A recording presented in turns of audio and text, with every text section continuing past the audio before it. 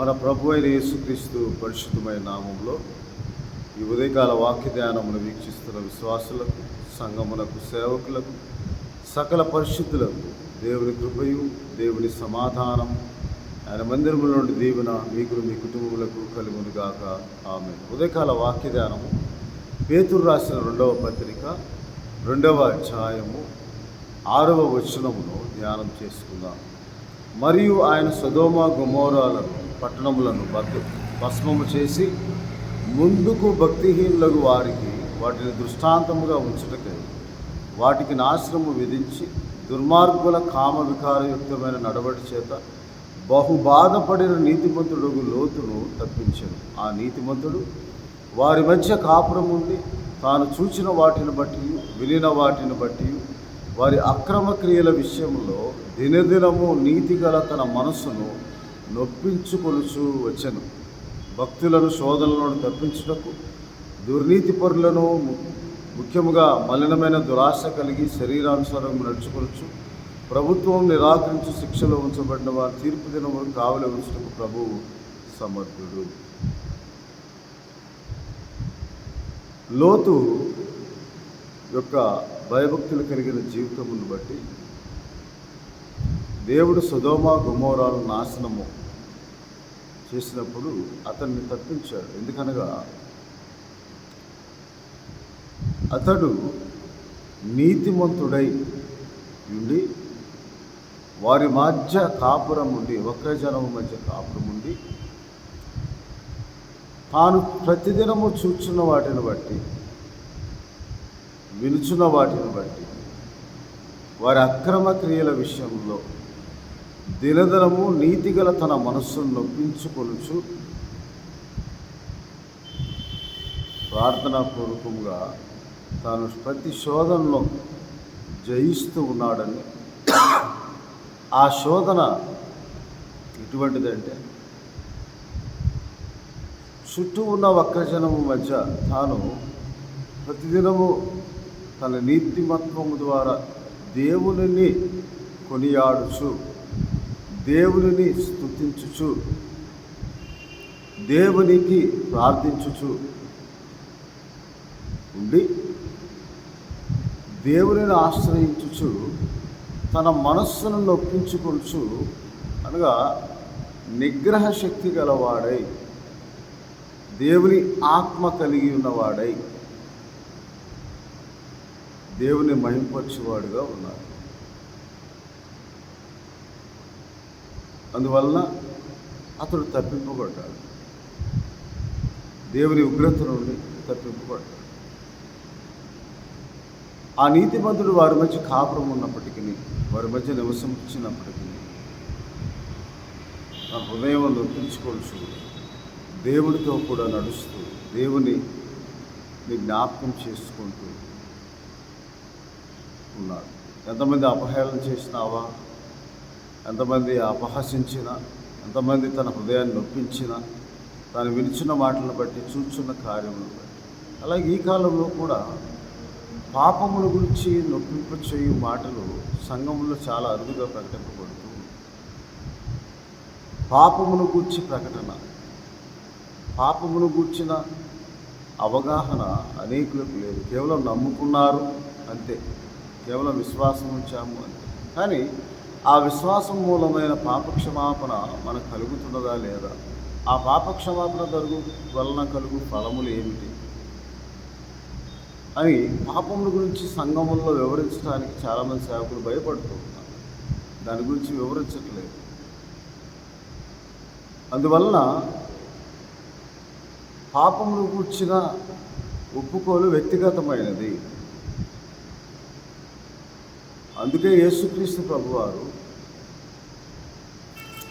లూకా సువార్త 5వ అధ్యాయంలో ఇలాగ దేవుని వాక్యంలో, లూకా సువార్త 5వ అధ్యాయంలో, నేను మారు మనసు పొందుటకై పాపులనే పిలువవచ్చితినని 32వ వచనంలో, లూకా సువార్త 5వ అధ్యాయం 32వ వచనంలో ఇలాగూ రాస్తూ ఉన్నారు. మారు మనసు పొందుటకై నేను పాపులను పిలువవచ్చితిని కానీ నీతిమంతులను పిలువరాలేదు అని. ఎందుకనగా రోమాపత్రికలో అపోస్తలుడైన పౌలు గారు ప్రవచనం ఎత్తి ఇలాగూ రాసి ఉన్నారు. ఏమని అంటే, రోమాపత్రిక 3వ అధ్యాయంలో ఇలాగూ 11వ వచనంలో, నీతిమంతుడు లేడు, ఒక్కడును లేడు, గ్రహించువాడెవడను లేడు, దేవుని వెతుకువాడెవడను లేడు, అందరూ త్రోవ తప్పి ఏకముగా పనికి మాలిన వారై మేలు చేయువాడొకడు లేడు, ఒక్కడైనను లేడు అని రాయబడి. అందువల్ల ఏ భేదము లేదు. రోమపత్రిక 3వ అధ్యాయము 23వ వచనం, ఏ భేదము లేదు, అందరూ పాపము చేసి దేవుడు అనుగ్రహించు మహిమను పొందలేకపోతున్నారు. అందువలన ఈ పాపమును కూర్చిన సిద్ధాంతము కూడా పరిశుద్ధ లేఖనములో రోమపత్రికలో రాయబడి ఉన్నది. 10 సిద్ధాంతములు రోమపత్రికలో రాయబడి ఉన్నది. కానీ మనము రోమపత్రిక 7వ అధ్యాయములో 14వ వచనములో, ధర్మశాస్త్రం ఆత్మ సంబంధమైనది ఎరుగుదును, అయితే నేను పాపమునకు అమ్మబడి శరీర సంబంధినై ఉన్నాను. మనము పాపమునకు అమ్మబడి ఉన్నాము, శరీర సంబంధులుగా మార్చబడి. అందువలన ఆ శరీర సంబంధమైన కార్యముల గురించి గలతీ పత్రికలో రాస్తారు. అవన్నీ సొదొమ గొమొర్రాలో జరుగుతూ ఉన్నవి. వాటి గురించి వింటూ ఉన్నప్పటికీ లోతు తప్పిపోకుండా తన హృదయమును నొప్పించుకొనుచు ప్రతిదినము నిగ్రహము గల ఆత్మ, ఆశా నిగ్రహము కలిగి ఉండి తప్పిపోకుండా తన హృదయమును నొప్పించుకొనుచు పాపమును ఒప్పుకొనుచు వినుటను బట్టి చూచుటను బట్టి దేవుని ఎదుట నీతిమంతుడుగా ఉన్నాడు. కాబట్టి మనము కూడా అటువంటి కాలంలో జీవిస్తూనే ఉన్నాం. అతడు దేవుణ్ణి ఆశ్రయించి దేవునికి ప్రార్థిస్తూ ఉన్నాడు. ఎలాగుంది ఆ పరిస్థితి అంటే, వారందరూ ఊహకు మించిన పాపము చేయుచు ఉన్నారు. అందుకే రోమాపత్రిక 2వ అధ్యాయంలో అపోస్తలుడైన పౌలు గారు 1వ అధ్యాయంలో ఆ పరిస్థితిని బట్టి రాస్తూ 1వ అధ్యాయము 18వ వచనం, దుర్నీతి చేత సత్యమును అడ్డగించు మనుషుల యొక్క సమస్త భక్తిహీనత మీదకును దుర్నీతి మీదకును దేవుని కోపం పరలోకము నుండి బయలుపరచబడుచు ఉన్నది. ఎందుకనగా దేవుని గురించి తెలియశక్యమైనదేదో అది వారి మధ్య విశదమై ఉన్నది. అయినను దేవుడు అది వారికి విశదపరచను. ఆయన అదృశ్య లక్షణములు, దైవత్వము, నిత్యశక్తి, సృష్టింపబడిన వస్తువులను చూచడం వల్ల తేటగా ప్రత్యక్షపరచబడుతూ ఉన్నది. కానీ వారు దేవుణ్ణి ఎరిగి ఆయన దేవునిగా మహిమపరచలేదు. కానీ లోతు అయితే దేవుణ్ణి ఎరిగి దేవుని మహిమపరచేవాడుగా ఉన్నాడు. వారి అవివేక హృదయం అంధకారమైంది. 1వ అధ్యాయం 23వ వచనం 22వ వచనం, తాము జ్ఞానులను చెప్పుకొనిచి బుద్ధిహీనులయ్యారు.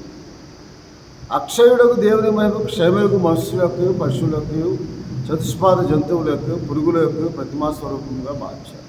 అంటే తమ హృదయ ఆలోచన ప్రకారం తాము ఏర్పరచుకొని నిర్మించుకునే విగ్రహం. ఆ తర్వాత ఆ హేతువు చేత వారు తమ హృదయముల దురాశలను అనుసరించి నడుచుకుంటూ ఉన్నారు. అట్టి జనము మధ్య, అట్టి ప్రజల మధ్య నివసిస్తూ వారితో కాపురం ఉండి కూడా లోతు తన హృదయం నొప్పించుకొంచు, పాపమును ఒప్పింప చేయొచ్చు దేవునికి ప్రార్థన చేస్తూ ఉన్నాడు. ఆ మొర దేవుని సన్నిధికి చేరింది. కాబట్టి దేవుడు వారిని అపవిత్రతకు అప్పగించాడు. వారి శరీరం పరస్పరం అవమానపరుచుకుంటూ ఉన్నారు. దేవుని సత్యమును అసత్యములకు మార్చి సృష్టికర్తకు ప్రతిగా సృష్టమును పూజించి సేవించి ఉన్నారు. అందువల్ల దేవుడు 26వ వచనము రోమాపత్రిక 1వ, తుచ్చమైన అభిలాషకు వారిని అప్పగించారు. స్త్రీలు సైతము స్వాభావికమైన ధర్మము విడిచి స్వభావమునకు విరుద్ధమైన ధర్మమును అనుసరించుచూ ఉన్నారు. అది కూడా ఈ కాలంలో జరుగుతుంది. అటువలే పురుషులు కూడా స్త్రీ యొక్క స్వాభావికమైన ధర్మం విడిచి పురుషులు అవాచ్యమైన చేయొచ్చు, తమ తప్పిదములు తగిన ప్రతిఫలం పొందొచ్చు, ఒకరిని ఎడల ఒకరు కామక్తులై. కాబట్టి వారు తమ మనసులో దేవునికి చోటీయక జీవించేవారుగా ఉన్నారు. చేయరాని కార్యం చేయుటకు దేవుడు భ్రష్ట మనసుకు వారిని అప్పగించారు. అటు వారు దుష్టత్వం చేతను, దుర్నీతి చేతను, లోభము చేతను, ఈర్ష్య చేతను నిండుకొని మత్సరము, నరహత్య, కలహము, కపటము, వైరమును వాటితో నిండినవారై గుండెగాడులు, అపవాదికులు, దేవదేశకులు, హింసకులు, అహంకారులు, బెంకములాడేవారు, చెడ్డవాటిని కల్పించేవారు, తల్లిదండ్రులకు అవిధేయులు, అవివేకులు, మాట తప్పువారు, అనురాగరహితులు, నిర్దయులు, ఇట్టి కార్యములను అభ్యసించేవారు మరణమునకు తగినవారు అని దేవుని న్యాయ విధిని వారు బాగుగా ఎరిగి ఉండి వాటిని చేయించున్నారు. ఇదే మాత్రం కాక వాటిని అభ్యసించి వారితో సంతోషముగా సమ్మతించుచు ఉన్న సమయంలో లోతు నీతిమంతుడై. అందుకే దేవుడైన యెహోవా తన దూతలను పంపి ఆదికాండంలో ఇలాగూ అబ్రహాముతో, సొదొమ యొక్క మొర బహు గొప్పదిగా ఉన్నది అని ఆదికాండము 18వ అధ్యాయము 20వ వచనం, మరియు యెహోవా సొదొమ గొమొర్రాలను గూర్చిన మొర గొప్పది కనుక వాటి పాపం బహుగా భారమైనది కనుక నేను దిగిపోయి నా యుద్ధకు వచ్చిన ఆ మొర చొప్పున వారు సంపూర్ణంగా చేసిన లేదు చూసేదను, చేరి ఎడలు నేను తెలుసుకుంటున్నాను. ఆ మొర పెట్టింది ఈ కార్యం నేను చూడలేకపోతున్నాను. ఒకవేళ నేను తెలిసి తెలియక చేసిన పాపం క్షమించు అని తన హృదయమును నొప్పించుకోవచ్చు. మొరపెట్టుచున్న ఆ మొర దేవుడి సన్నిధిని చేరి దేవుడు పరీక్షిస్తాడు, పరిశీలిస్తాడు, పరిశోధిస్తాడు. కాబట్టి మనము కూడా అట్టి వక్రజనం మధ్య జీవిస్తూ ఉన్నామని, మరి మనము కూడా లోతువని పాపమును కూర్చి ఎరిగి ఉండి మన హృదయం ఒప్పింపు చేసుకోవచ్చు. ఆశానిగ్రహం దేవుడు మనకు పెరిగితనము గల ఆత్మను ఇయ్యలేదని తిమోతి పత్రికలో రాస్తాడు. కాబట్టి ఇంద్రియ నిగ్రహము గల ఆత్మను దేవుడు మనకు అనుగ్రహించాడని, అది స్వస్థ బుద్ధి గల ఆత్మ అని 2వ తిమోతి పత్రిక 1వ అధ్యాయము 7వ వచనంలో రాయబడి ఉంది. ఫుట్నోట్లో స్వస్థ బుద్ధి గల ఆత్మ. ప్రతిదినము మనం నొప్పించుకొంచు మనం ఆత్మీయ స్వస్థత పొందు ఆత్మను దేవుడు మనకు అనుగ్రహించాడు. తన కుమారుని ఆత్మను మనలోకి పంపి, నాయనా తండ్రి అబ్బాను మొరపెట్టు ఆత్మను యేసుక్రీస్తు ఆత్మను మన హృదయంలోకి పంపి మనం ప్రార్థించినట్లుగా దేవుడు తన ఆత్మను గలతీ 4:6లో రాయబడి, మన పాపమును కమ్మబడి శరీర సంబంధమై ఉన్నాము కాబట్టి మనం నిశ్చయించేది మనము కాదు, మనలో నివసించే పాపమే అని రోమపత్రిక 7వ అధ్యాయం 15వ వచనంలో అపోస్తలుడైన పౌలు గారు, కావున ఇక నేను దాన్ని చేయి 17వ వచనంలో, ఎలయనగా నేను చేయనిది నేను ఎరుగును, నేను నిశ్చయించినది ద్వేషించునే చేయుచున్నాను, కావున ఇక నేను దాన్ని చేయనిది నా యందు నివసించు పాపమే కానీ నేను కాదు, నా యందు అనగా నా శరీరం ముందు మంచిది ఏది నివసింపుదని నేను ఎరుగుదును, నా యందు నివసించు పాపమే కానీ ఇక నేను కాదు. కాబట్టి మనం ఏం చేయాలి? గలతీయులకు రాసిన పత్రికలో అపోస్తలుడైన పౌలు గారు ఇలాగంటారు, మనం చేయవలసినది క్రీస్తు యేసు సంబంధులు 5వ అధ్యాయం 24వ వచనంలో, శరీరమును దాని ఇచ్చలతోనూ దురాశలతోనూ సెలవు వేయాలి. అనగా అపోస్తలుడైన పౌలు గారు 2వ అధ్యాయం 20వ వచనంలో గలతీ పత్రికలో, నేను క్రీస్తుతో కూడా సిలువ వేయబడి ఉన్నాను, ఇక జీవించేవాడు నేను కాదు, క్రీస్తే నా యందు జీవించుచున్నాడు. నేను ఇప్పుడు శరీరం అందు జీవించిన జీవితం నన్ను ప్రేమించి నా కొరకు తను అప్పగించుకుని దేవుని కుమారుని అందరి విశ్వాసం వల్ల జీవించున్నాను. నేను దేవుని కృపను నిరర్ధకము చేయను. అందువలన మన పాపము మన ప్రతిదినం ఒప్పుకొని కదా ఆయన నమ్మదగిన వాడు నీతిమంతుడు కదా, మనల్ని సమస్త దుర్నీతి నుండి కల్మషం నుండి పవిత్రులుగా వచ్చి, ఆ సమస్త దుర్నీతి కల్మషం దేనికి సంబంధించింది? ఆ స్వస్థ బుద్ధి దేనికి అవసరమై ఉంది? 2వ కొరింథీ పత్రిక 7వ అధ్యాయం 1వ వచనం, మన ఆత్మకు శరీరం కలిగిన కల్మషం నుండి మళ్ళీ మనం పవిత్రులుగా చేసుకోవాలని, ఆత్మకు శరీరము కలిగిన కల్మషం నుండి మనల్ని విడిపించడానికి ప్రభువైన యేసుక్రీస్తు ద్వారా ఆయన రక్తము చే ప్రోక్షించి మనల్ని విమోచించాడు. విమోచనం అనగా ఎఫెసీ పత్రిక 1వ అధ్యాయం 7వ వచనం అపరాధములకు క్షమాపణ. కొలసీ పత్రిక 1వ అధ్యాయం 13వ వచనంలో ఆ కుమారుని యందు మనకు విమోచనం, పాప క్షమాపణ మనకు ఉంటుంది. ఎప్పుడు అంటే ఎఫెసీ పత్రిక 2వ అధ్యాయం 1వ వచనం, మా అపరాధం చే చచ్చిన వారమై ఉంటాడు, పాపము చే చచ్చిన వారమై ఉంటాడు. మనల్ని మనం నొప్పించుకొనచ్చు ఇంద్రియ నిగ్రహం గల ఆత్మతో, దేవుడు అనుగ్రహించిన ఆత్మతో, ఆ పరిశుద్ధ ఆత్మదేవుడు యోహాను 16 వచ్చిన పాపమును ఒప్పింపు చేయు ఆత్మను దేవుడు మనకు అనుగ్రహించాడు. కాబట్టి ఇక చేయలేదు మనం కాదు. అందువల్ల ఈ లోక సంబంధమైన వాటిని బట్టి కాదు, పాపమును గురించి ఒప్పింపు చేయు పరిశుద్ధాత్మ వరం మనం పొందుతాం.